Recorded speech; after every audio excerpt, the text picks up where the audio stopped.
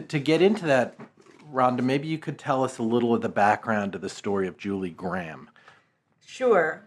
So Julie, who is out, and she uses her name and she uses her image and has become a really strong advocate for people with HIV. We talk about courage.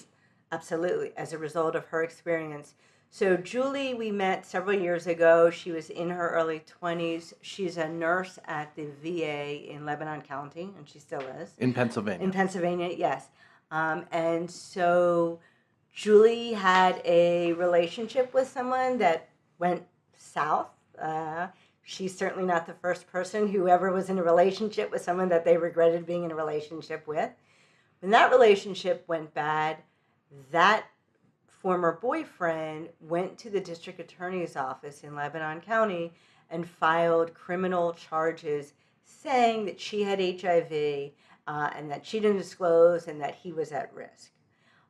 Julie was charged with a couple of felonies, a couple of misdemeanors. She was looking at more than 30 years in jail. Her status was disclosed on the front page of her hometown newspaper. On social media was her picture, where she worked. People felt, they wanted to comment on what clubs they had seen her in, what restaurants she went to. Overnight, her status, her private medical information was known everywhere. And her HIV status. Yes, right. Sorry. Her HIV status was known everywhere. And just to be clear, the former boyfriend who filed the criminal complaint against her and the district attorney who took up that criminal complaint and then, began to prosecute her criminally, this ex-boyfriend didn't get HIV or AIDS or anything from her. Right? That's absolutely right. So there's a couple of things. So one, Julie's status, her HIV was under control, and the term is, they say, it's undetectable. The level of virus is so low that it can't even be measured. If it's so low, it can't be transmitted.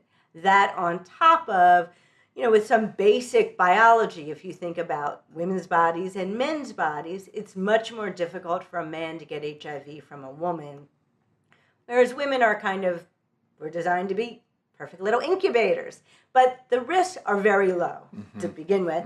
That doesn't mean I want people to not practice all appropriate safe sex, but we need to be clear about real risk. So the risk is really low to begin with. Plus, she was undetectable.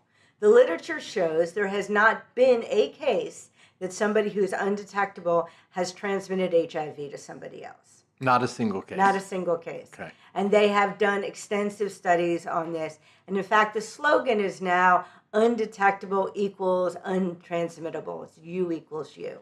So we have Julie, a woman with undetectable virus who isn't going to infect her partner in that way, facing these serious charges when there was no risk of harm.